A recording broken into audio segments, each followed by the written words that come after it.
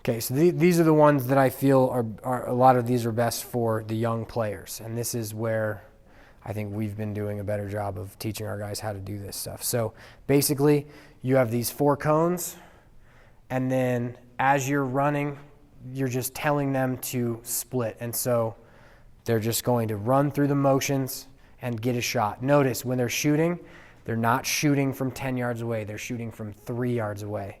And you're not even having, at the young levels, you don't even have them work on aim, right? Don't put a target in the goal, because then they're going to try and hit it. You want them to work on the form of coming through hard and develop that. Then the aim will come. Yep, so that's 2 same-side splits. Trying to get them to alternate, but so then you can run 2 at a time. So now we're getting more kids reps.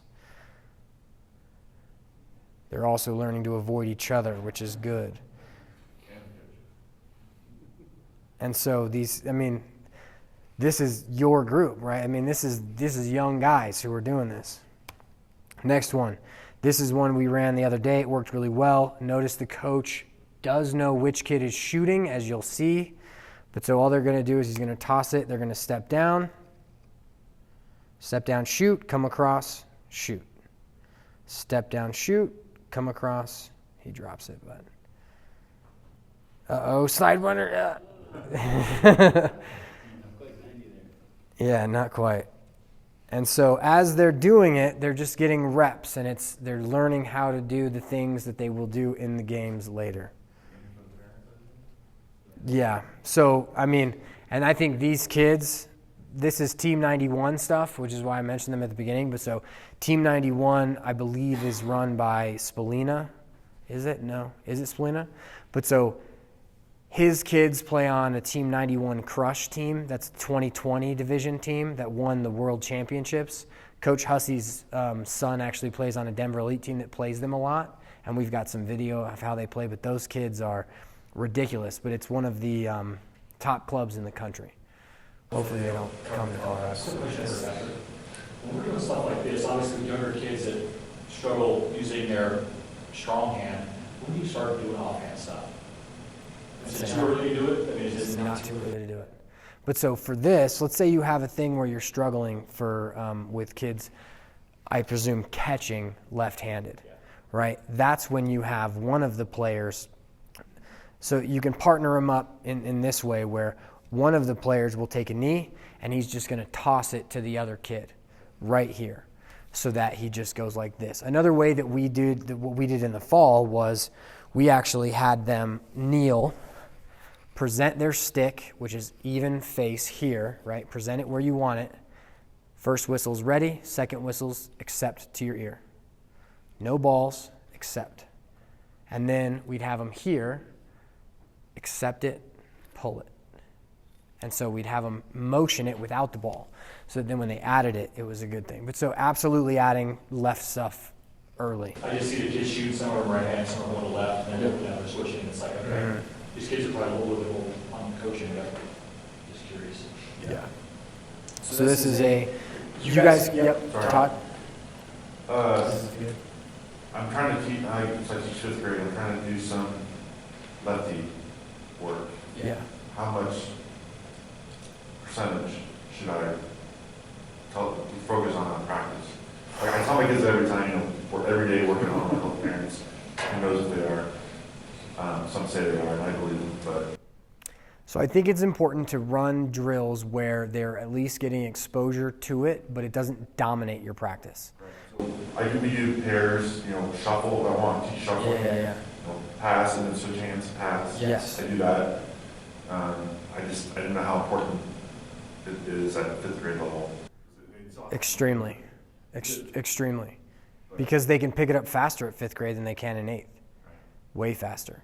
I remember growing up playing pass in the yard with my dad and my brothers, and they would always say this, which really encouraged me. Look at him throwing left-handed, like he's 8 years old and he's throwing left-handed, like, oh man, he's going to be so good. And that like jazzed me up, right? That's, that encouragement's why I'm standing here in front of you now, is because that's kind of what it is. But so it's got to be that encouragement versus work on your left, And the other thing is specific times within the drills should be almost all left-handed, or that it should be set up in a way where they can perfect the technique and then get into so I wouldn't run if all the kids can't throw left-handed, I wouldn't run a triangle drill left-handed. This might be for shooting. Oh, great. Yeah. One thing I would say is I would never do this with offhand players, right? What he's doing now. I would never be in front of that kid. So, true story, Adam Jones, who used to play for the Mammoth, I'm not sure where he's at now. He was the NLL Rookie of the Year one year. We were doing training at the old Players Bench facility. And so we had 9, 10-year-olds who were playing in that facility. And he just stood by the goal as we were doing this shooting drill and kind of like, he left-handed and he'd block shots. And he was really good at it. He's a professional player. But this kid winds up with this shitty stick.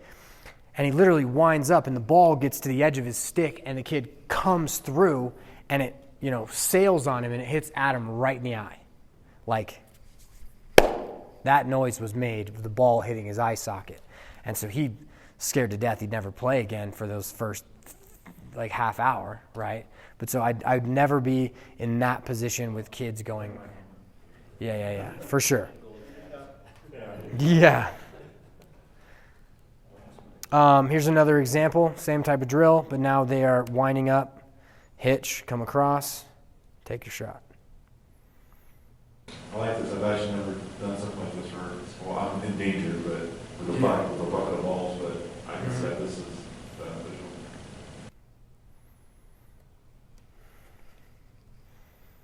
Adding footwork in, split to roll. So, this is the University of Virginia. So this is not any not good team. This is a very, very good team that knows to focus on some good things. So overhand shooting between the goals. When this was posted by the University of Virginia, the guy from Defy, Ryan Small, he was actually I think the goals should be closer together. But so it's quick moving, they're passing to each other. You don't have to have them pass to each other because that will slow down the drill. If you want to, you can just have them carry it and shoot through it. The other thing that you can do is you can just set up a goal and a cone. So you don't need 2 goals. If you've got one goal for them to shoot into, another goal for them to be there on, and you have them have to go between the cone, come up and over, they're good. The other thing I'll mention on this specific video is that if you watch the players, let's see if we can find someone with some decent form. The pole's probably not it, but he's close to 90. See the next guy? He's at 90. Boom. Coming through. That's a really good shot. That's a good shot. That's a decent shot. He's tilting though.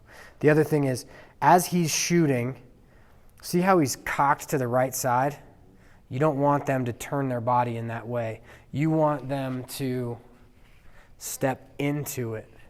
So as they're coming through, and so this is another thing Ryan does as he's teaching, is you want them to come through straight and be up and extended to come through rather than that, right?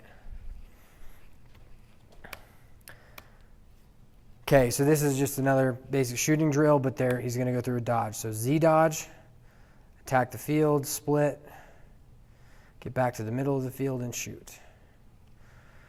Another basic one. And so circle dodging and circle shooting for the players who have younger guys is a drill where so you'll put all the balls out to the side of the goal. And say you're doing alley dodges.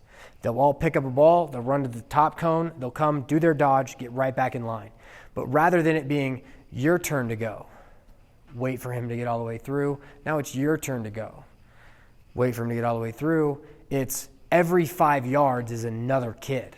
So they're going around and around and around, getting rep after rep after rep. This is bling bling shooting, pass across, take your dodge, get your shot.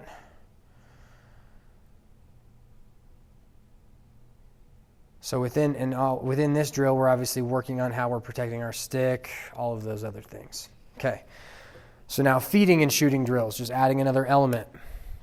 This is all from the same practice session from, that's who I didn't put on it, Ryan Brown and Deemer class. They run a company called RBDC, and this is one of their training sessions. But so what they're doing is, this is the same type of drill where over on the left side of the screen is a feeder.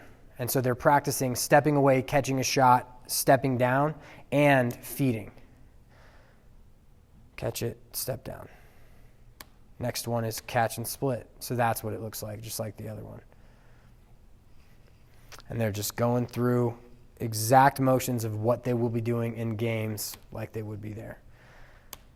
Same idea. Pop, wind up, hitch. Just more little ideas on how to train them. Money pass to a step down. So a money pass is a way to throw back behind you without turning to the outside. So if I want to, so a question mark is, I come in, stick goes to the sideline, I go to get it, I turn around, I throw it. A money pass is where you jab, turn, backpedal, and throw across. He explains it in the video, but we won't see it here. And the kid doesn't do it quite right. But the key is, with a money pass, do it against short sticks, not long poles. Because as I step back, if I'm playing a good long pole who knows to have a stick on me, now I'm throwing through his stick.